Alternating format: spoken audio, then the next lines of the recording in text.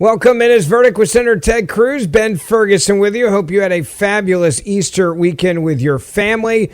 It was a Easter miracle, Senator, as we have now gotten back that second pilot that was missing. 48 hours in hell in Iran behind enemy lines. I hope they make a movie out of this one, sir. Well, I'm confident they will. And let me first of all say he is risen. He is risen indeed. I hope you and everyone listening had a wonderful Good Friday, a wonderful Easter. I hope you spent some time with your family, that you gave your wife or your husband a hug, you gave your kids a hug, and I hope you just spent, we had the whole day together, just went to church and hung out with the kids and had a great day. And actually, I took my mom, my 91-year-old mom, on Easter afternoon out to see a new movie, A Great Awakening. Have you seen that movie? I've not seen it, but I've heard. So was it? Give me a review. I really enjoyed it. It's all about the Great Awakening in the United States and the wave of Christianity that swept in the early 1700s that helped set the predicate for the American Revolution, and it's about Ben Franklin is a major protagonist, and it was a fabulous movie. That's awesome. So you went to the movies. You had a good time. People that don't know you don't realize you love going to the movies. Like, that's like your kryptonite. Like, if you want to spend time just asking a movie, he'll 99% of the time say yes. Yeah, and I got to say, so my mom said she heard the movie was really good. She wanted to go see it. And then I said, "Hey, Heidi, you want to go to a movie?" She goes, "No." I asked Caroline, "You want to go to a movie?" No. Catherine, you want to go to a movie? No. I said, "Mom, you and me, we're going." Right. And it was awesome. We had a mom-dad date night, and it was really cool. And she loves movies as much as I do, so we had a great afternoon. That's awesome. And then had family dinner after that. And so we actually, all right, did you do this with your kids? We hid Easter eggs in our backyard. Did y'all do that? Yeah, the Easter Bunny did. Yes, yeah, they did. Okay, we have teenagers, so there's no longer any mystery. We hide them. So this is what I got at 5 a.m. Wake up. We got to go hide eggs. Wake up. And I was like, okay, I'm awake. And it's like dark outside, and I'm like dumping them outside out of the basket. She's like, you're supposed to place them. I'm like, they pick them up the same way. I just dumped like a trail of Tealers. I was like, can I get back in bed now? So yes, we did that. So I will tell you, it shifts. So these were no longer eggs filled with candy. In this instance, they were plastic eggs filled with Post-its. Oh, I was going to say no, money. Not money. Okay, I was thinking pure hard Post-its. So there was like a manicure, there was a pedicure, there was something from Sephora, something from Brandy Melville, You got bougie eggs in massage. your house. Oh, no. It was, look, I've got a 15 and about to be an 18-year-old daughter, and I will admit Heidi was in charge of picking what was on the Post-its, but they were pretty excited to get them, and there were other ones that just had squishy little rubber duckies. Yeah. So it was fun. We had a great Easter. That's but awesome. We did not have as amazing an Easter as an airman who was shot down over Iran. And I got to say, look, this is, you're right. This will be a movie unless Hollywood, well, I mean, Hollywood does suck, but hopefully they don't suck this bad, because this is a movie screaming to be written. He was shot down over Iran. He hid in the mountains. The Iranians were hunting for him. The CIA put out misinformation. We went in under hostile fire, did a rescue, blew up a couple of our planes and helicopters on the way out so the Iranians wouldn't get the technology. It was an amazing story. We're going to do a deep dive on that in today's podcast. Yeah, it's really an incredible story. Want to also tell you, we got a new puppy for Christmas, and we've started him off, or I say her off, on light birdie on the right foot with rough greens. And if you've never tried rough greens for your dog, you've got to check it out. Now, I've been telling you about my older dog and some of the symptoms that he was having: slowing down and itching and having bad breath, losing interest in playtime. That is just part of the aging process, but it doesn't have to be. And after just a few weeks of rough greens, we start to see a real difference. The stuff is truly amazing. And if you have a dog you love, you've got to try rough greens for your dog for life. It not only supports long-term health by providing live, bioavailable nutrients, including essential vitamins, minerals, probiotics, and digestive enzymes, as well as omega oils. The ingredients work together to improve nutrition absorption and maintain joint and muscle health and enhance overall vitality, and you can witness it happen over weeks. So if you love your dog and you are ready to get your dog back to the way maybe he used to be and was more playful, then check out Rough Greens. It's so easy. You just put it on top of your traditional dog food, and that is it, and dogs absolutely love it. Go to roughgreens.com. That's RUFF, greens.com. Use the promo code VERDICT, and you're going to get a free Jumpstart trial bag.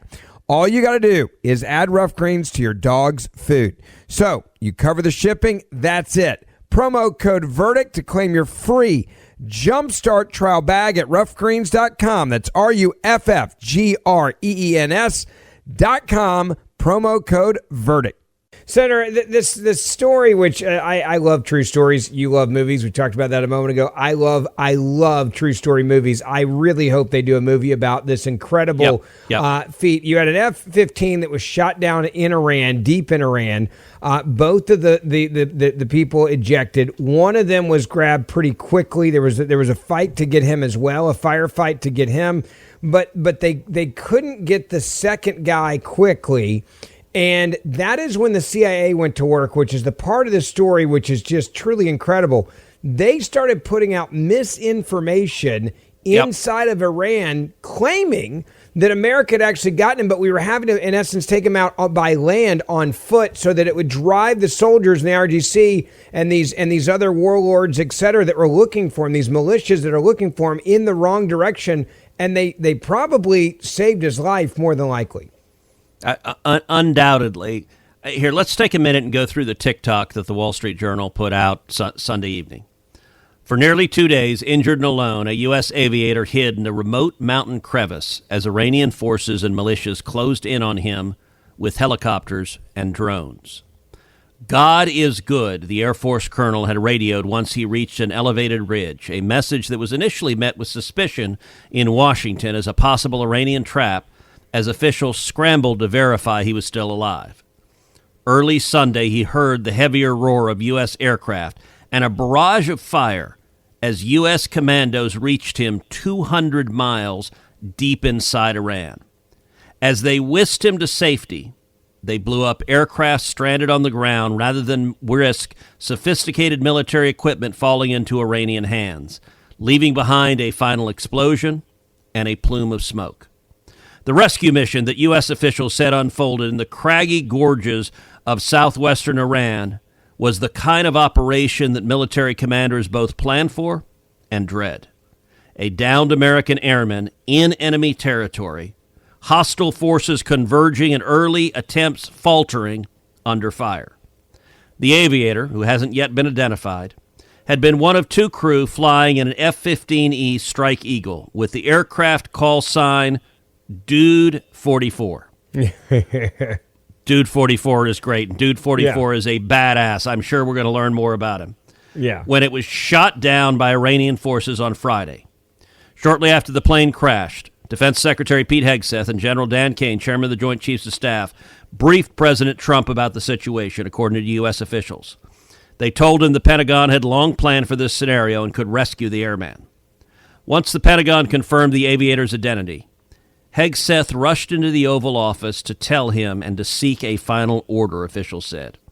Trump immediately gave his approval. We have to get him, Trump said, according to the White House press secretary Caroline Leavitt. The effort to recover the officer set off a sprawling, high-risk rescue mission involving some 100 special operation forces, dozens of U.S. warplanes and helicopters, and a last-minute Central Intelligence Agency deception campaign to buy more time, the official said. Quote, when airmen go down, you can't get them in very tough countries like in Vietnam, Trump told the Wall Street Journal on Sunday morning. He was able to climb up As wounded as he was able to climb into a crevice, the president continued, saying the airmen could hear the U.S. forces looking for him. A lot of great things happened. Troops led by Central Command brought a devastating array of firepower to keep its enemy at bay. 4 B-1 bombers, part of a larger air armada, dropped nearly 100 2,000-pound satellite-guided bombs, according to 2 U.S. officials. MQ-9 Reaper drones also struck suspected fighters as they approached within kilometers of the aviator's hiding site. The search for an American airman stranded behind enemy lines jolted the U.S., making what had been an abstract air war feel visceral beyond the grainy footage of explosions released by the White House. In triumphant interviews and posts, Trump and some of his allies have been calling the successful operation an Easter miracle. I hate when reporters are snarky. Trump and his allies are calling it an Easter miracle. We go in and rescue an airman behind enemy lines. We can celebrate that is extraordinary. And now the Journal does note the most famous rescue operation that the U.S. has previously attempted in Iran, aimed at freeing 53 U.S. embassy staff hostages nearly 46 years ago, had failed dramatically after a series of mishaps punctuated by a fiery crash at a desert staging area. What a contrast. Go back to Jimmy Carter. Yeah. We've got our hostages that the beginning of this Islamic revolution is taking American hostage in the embassy. Jimmy Carter sends in a rescue mission and it crashes. No opposing fire, crashes in the desert. And that was one of the pivotal acts that ended the Jimmy Carter presidency. Yeah. This is night and day, and I got to say our military, the capacity of the American military is second to none. And every enemy of America is watching this, and every ally of America is watching this, and they're all shaking their heads in marvel. By the way, it's so interesting to see what the president did. As I was talking to a buddy of mine in the military early this morning, he said to me, he's like, Ben, you need to understand what President Trump did that other presidents have not done. He basically said, do whatever it takes, use whatever military might you need to use, however many people you need to send to go and find our boy, because we don't leave someone behind. He said, we're talking SEAL Team 6, hundreds of special operations personnel. I wrote this down. Armed drones flying constantly overwatch over his location, strike aircraft engaging, intelligence assets tracking every movement on the ground. This wasn't just a rescue. He described it as a controlled battlefield inside Iran that the U.S. set up with no notice for a scenario that they knew could happen. But he said this was a controlled, again, his words, a controlled battlefield inside of Iran. And then he said, not only that, the U.S. intelligence went to work immediately. He said the CIA spreading false information suggesting the pilot had already been recovered saved his life, he believes. And he said, not only that, the Iranian forces, we know it worked. It wasn't like they tried and didn't work, because they said the Iranian forces reacted to the misinformation and they moved literally in the wrong direction. That is what happens when you have a true leader in the White House who says, hey, we will do whatever it takes to get back our boy. I think that's part of the story that people need to understand is when you have a leader like Donald Trump that says to the military leadership, do your job and do it well, do whatever it takes. You just described those bombers overhead. You got the CIA misinformation working. You see the soldiers going the wrong direction. That is buying time for not only them to do the rest of the planning, but to save his life. Yeah, look, that's exactly right. And I want to make another point on this, which is a strategic point about one of the things that makes the U.S. military so extraordinary and so unusual. Like a lot of folks, I was following the breaking news from Iran and of this rescue on X, which is the fastest way to get it. And one European commentator sent around a picture of the F-15 and 2 C-130s and tweeted, said, lose all of this to rescue one pilot and call it your greatest military success of all time. And I looked at that tweet. That annoyed me. But then a fellow, and I don't know who this person is, Craig Fuller, he's freight attorney is what his hashtag is. He sent a response that struck me as really insightful. And in fact, so listen to his comment in response to the European puzzled why we would give up 3 aircraft to save 1 airman. During World War II, Hitler was convinced that the Americans lacked the will to fight, and that any who did would be quickly overwhelmed. When early reports arrived from the battles in North Africa, German observers noted that Americans fought differently from the Europeans. Rather than charging aggressively and risking heavy infantry casualties, U.S. forces relied on overwhelming firepower, staying at a distance and expending vast quantities of artillery with little hesitation. Thanks to unmatched industrial production and logistics, fresh supplies were always available. This approach allowed the relatively smaller American units to wear down much larger and well-entrenched enemy forces. In contrast, German and other European doctrines often emphasized aggressive maneuver and were sometimes more willing to accept high casualties to achieve objectives or to preserve key equipment. This material-heavy American style surprised many Germans, including Hitler, who had long dismissed U.S. soldiers as soft and lacking in fighting spirit. He believed soldiers were cheap and expendable. He discovered too late that Americans fought to conserve lives by expending machines and ammunition instead. Yeah. It was one of the many reasons for Germany's defeat, perhaps the hardest for some foreigners to fully understand. Americans place a high value on the lives of our soldiers. Equipment and shells can always be replaced. I thought that was a very insightful observation.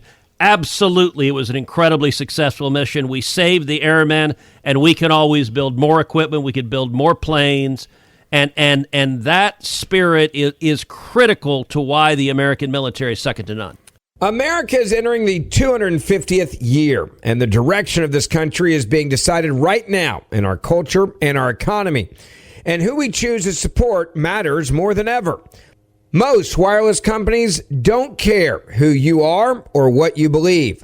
They just want your money. Patriot Mobile, they're different. For more than 12 years, they've stood with Americans who believe freedom is worth defending, funding the Christian conservative movement when others stay silent. That's what they do. So here's the deal. You don't have to give up quality or service when you switch to Patriot Mobile. They deliver premium priority access on all 3 major U.S. networks. So you'll get the same or better coverage than you have today. Think switching is a hassle? It isn't anymore in 2026. You keep your number, keep your phone, or upgrade. And their 100% U.S.-based support team can activate you in minutes. Still paying off a device? Patriot Mobile even offers a contract buyout. This is a defining year. We must work together to save our country. So go to patriotmobile.com/verdict, and you are going to get a free month of service with the promo code verdict, or you can call them 972-PATRIOT. That's 972-PATRIOT. 972-PATRIOT. Or call them and go online at patriotmobile.com/verdict. Promo code verdict for a free month of service. Make the switch and make a difference every time you pay your bill. You know, several people that I talked to that are in the military over the last couple of days, they were really worried about the airman who was gone missing, because they were like, they knew what was going to happen to him if he was caught by the IRGC, by these militias. He was a dead man, and they were going to do it in a horrific way and probably film it and put it out there as propaganda to the world. Yeah. And that was what they were all concerned with. They also said to me in text messages on Easter Sunday, I want you to understand, they said, the morale booster of seeing that you have a commander-in-chief who says, I do not care what it costs. Says, I do not care go what now. Equipment, get him. right. Go get him. Go get him and use everything stop everything and use everything to go get one man, and then we'll go back to what we're doing. But whatever it takes, there is nothing I'm going to say no to. And they said to me, Ben, it's been a long time since men and women in uniform have felt that they have a commander-in-chief who truly has their back in this way. One of the things they said that I also thought was very interesting, and I'm going to look it up now. So you looked up something earlier, but it was a quote, and I want to quote this because it was so important. What this individual said that's serving his country said, go look at the comparison to Bill Clinton and what he did with American troops in Somalia. Then he said, look at Barack Obama and what he did with Americans in Libya. Look at Joe Biden, who abandoned 13 U.S. soldiers in Afghanistan. Trump moved mountains to rescue one American in Iran. One American. And if you're an American soldier right now, how fired up are you to serve Donald Trump knowing he's genuinely got your back? Well, let me be clear. You're serving the United States. You're not serving Donald Trump. But your commander-in-chief has your back, and that's a powerful thing. And by the way, it's not just you and me saying that. It's also Barack Obama's former Secretary of Homeland Security. Listen to Jay Johnson talking about this incredible rescue. This operation for the first pilot and the second pilot was a remarkable exercise, demonstration of U.S. military courage, technology, power. I would encourage the President and the Secretary of Defense, consistent with operational security, share as much of that with the American public so that the American public can appreciate what goes into this kind of operation is more complicated than the bin Laden operation, for example. Wow. I'm not sure any of that. That's saying something. That's coming from Jay Johnson. That's pretty incredible. Yeah, it is. And I want to drill down a little bit more on what this does for the fighting spirit and the morale of the entire military. And actually a different tweet, but I thought very profound as well, from a fellow named John Conrad on X. Here's what he said. This is why Americans are the deadliest fighters on earth. I met a priest yesterday who just got accepted to chaplain school in Newport. I asked him the obvious question, Marines or Navy? Navy, he said. His face fell a little. He told me he could never be a Marine because every Marine is a rifleman, and as a priest, he can't carry a weapon. He's hoping to get assigned to a Marine unit anyway. All chaplains are Navy officers, so that's the only door in. I laughed. I feel a little bad about that. Then I explained to him what devil doc means. The Marine Corps doesn't have medics. They use Navy corpsmen. I told him, when you get out to the fleet, find a Marine sergeant with a couple of Purple Hearts and tell him devil docs aren't real Marines. Be prepared to duck. Marines are violently particular about who gets to wear their uniform. Navy corpsmen and Navy chaplains who have eaten dirt alongside them in combat qualify. Full stop. My dad was Air Force, not even Navy. I remember going to VFW halls with him as a kid. Someone would ask him what service, he'd say Air Force, and the room would chuckle a little. And then they'd find out he was a medic, and the air in the room changed. Something close to reverence. Dad hated being honored. He had one line he used to deflect it. I didn't do much. Save your praise for my cousin, the PJ. That always broke the ice. PJs are the Air Force special operators who go into hell to pull downed pilots out. They will take casualties and are prepared to die to rescue a single pilot or crewman. The math doesn't math out. Why would any combat force take multiple casualties to rescue one Air Force jet jockey? What the Padre is about to learn is that the military has a hierarchy that has nothing to do with rank and nothing to do with the service stitched on your chest. Have you deployed? Have you seen combat? In every firefight, there are men who move towards the guns and men who hang back. And when the guy at the tip of the spear is pinned down, bleeding, with rounds cracking past his head, there is exactly one word he screams into the radio. Medic. Yep. Here's the catch. And it is the whole reason America fights the way America fights. That Marine is willing to push forward into fire because he knows the corpsman is coming. He knows the medevac birds will land in the hot LZ. He knows the devil doc will drag him out by his plate carrier if it comes to that. And if the medic can't help, He has what Dad called injuries incompatible with life. He knows that chaplain will crawl on his belly to administer last rites and deliver him to heaven. The F-15 pilot punching out over enemy territory knows the same thing. He knows the PJs will move heaven and earth to reach him and turn whatever is shooting at him into a smoking crater of hell on earth on the way in. This is the quiet math underneath American violence. Our warriors are the fiercest on earth, not because they're the more aggressive, not because they're better trained or better equipped, although they are all of those things. They are the fiercest because they know in their bones that when they key the mic and call for help, help is coming in hot. Take that away, and you don't have the U.S. military anymore. You have a security force. I thought that those two posts I thought were very insightful, and they sum up a truly extraordinary and unique aspect of the American military.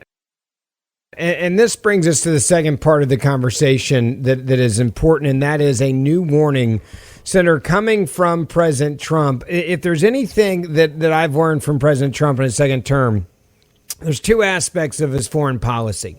One is FAFO, and two is if you're an ally of the United States of America and you don't stand with us, then his second foreign policy is, well, good luck to you, because we're not gonna keep funding and doing things like NATO or UN or whatever it may be. If you're taking advantage of us, he's calling that out as well. And the president has made it clear when he tells you there's a deadline for something, he means it. There's a new deadline with Iran and Tehran and the leadership there. And let's talk about what his new threat is by Tuesday. Well, on Sunday, he sent out a Truth Social that reads, Tuesday will be Power Plant Day and Bridge Day, all wrapped up in one in Iran. There will be nothing like it. Open the effing Strait, you crazy bastards, or you'll be living in hell. Just watch. Praise be to Allah, President Donald J. Trump. Now, I will say he did not abbreviate effing, but yeah. This is a PG-rated podcast, so I did.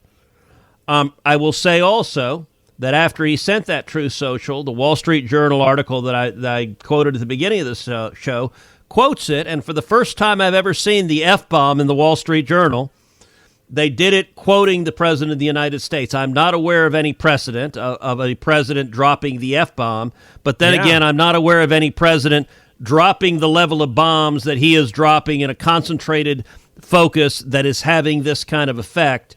And look, I think Tuesday night is a very serious deadline. The president wants the Strait of Hormuz open. And if you're an Iranian leader, as bat crap crazy as those guys are, I don't think they think this is a bluff.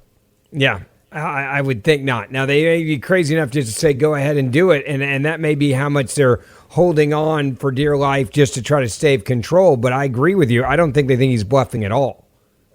Well, and that's the challenge. It is that the mullahs, I don't think care at all about their people. No. We talked before about comparing, say, the Nazi army to the Allies during World War II, that Hitler was willing to send German soldiers in to die and just have them mowed over. I think the same is true with the mullahs. They're happy to have, not happy, but they're willing to have as many Iranians die as need be. They believe they're on a mission from God. It is theocratic, and if thousands. Look, the Ayatollah just murdered about 40,000 Iranians who were rising up in protest. So thousands of Iranians dying doesn't bother them at all. Tens of thousands doesn't bother them at all. It may prove to be the case that hundreds of thousands or even millions of Iranians dying doesn't bother them. And so the question is, look, if the U.S. military takes out the power plants and takes out the bridges, that kind of hard infrastructure, that doesn't get rebuilt overnight. That has real and long-lasting damage to the economy in Iran. It imposes enormous consequences on Iran. What I don't know does a theocratic mullah who's chanting death to America care about inflicting massive misery on the Iranian people and devastating the Iranian economy? I guess we'll find out by Tuesday. I don't know the answer to that. You know, what's interesting is I was asked this question over the weekend, and it's one I want to ask you, Senator. It was someone said, all right, well, look, let's say we do this and we knock out their power plant. What good does that do us? Because then we're just going to have to help them rebuild it one day. My response was, what you don't understand is that may be what it takes for the people to really overthrow their government. It'll also have a devastating impact on their military in general, and it's another way to fast track them losing control of their country. That's the reason why I think the president's saying, all right, fine, you guys aren't budging, well, then we're going to go to the next step here because I'm not backing down. Yeah, and look, the president in his nationwide address said he was going to bomb them back into the Stone Ages. What's one of the aspects of the Stone Ages? Not having electricity, not having power. Going back to lighting fires for light. You take out all their power plants and they have no electricity, which is amazing for an oil-rich country like Iran. But you want to talk about grinding the economy to a halt immediately, grinding the military to a halt. Everything runs on electricity. Yeah. And so shutting down power, and by the way, you take out the bridges, that means, it's one of the things that I've learned, I didn't realize when I was a kid, how much of military effectiveness is logistics. One of the incredible things our military is really good at is moving people and material, getting it in there, getting ammunition in there, getting food in there, getting fuel in there. Moving it around, all of that logistically, we are extraordinarily, we the military, that not you and me, I'm a lawyer and you're even worse, you're a podcaster. So we are not extraordinary logistically, but the military is. Notice how I'm not a podcaster. Apparently you do this just I was going to say, you just threw me under the bus without, I'm pretty sure the name of the show is behind me there, but we'll just keep going. There we go. Go ahead. Go ahead. Pot, meat, kettle. But look, you take out the bridges and the ability to move, the military to move, but anyone else to move. You basically shut down commerce in the country. That puts enormous economic pressure on the country. Look, my hope is that the end game on this is the people rise up and say, enough with these crazy mullahs. We want you out. And my objective has always been, the president laid out his objective, which is to eliminate the Iranian military's ability to strike out and kill Americans or kill our allies. That's a very important objective. I think the objective should be to collapse this regime, to have Iran led by a government that is not a crazy Islamist who wants to murder Americans.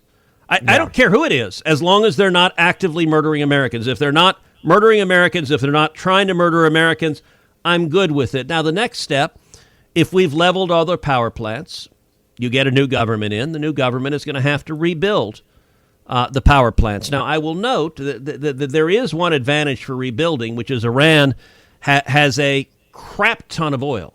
Yeah, and it can be so done very quickly financially.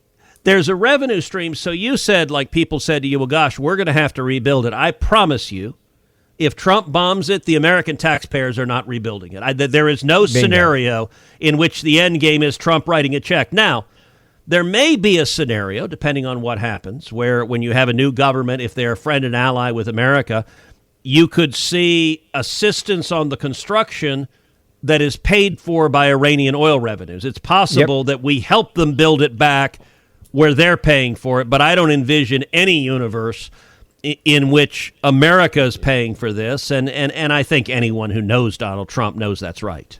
Yeah, no doubt about it. It's going to be very interesting to see what happens on Tuesday. We are going to cover it, that I can promise you. Don't forget, we do this show Monday, Wednesday, Friday, so hit that subscribe or auto-download button. Also, you can watch this episode on YouTube as well, so make sure if you're a YouTube watcher that you put in Verdict with Ted Cruz, and you can watch this show there. And the Senator and I will see you back here on Wednesday morning.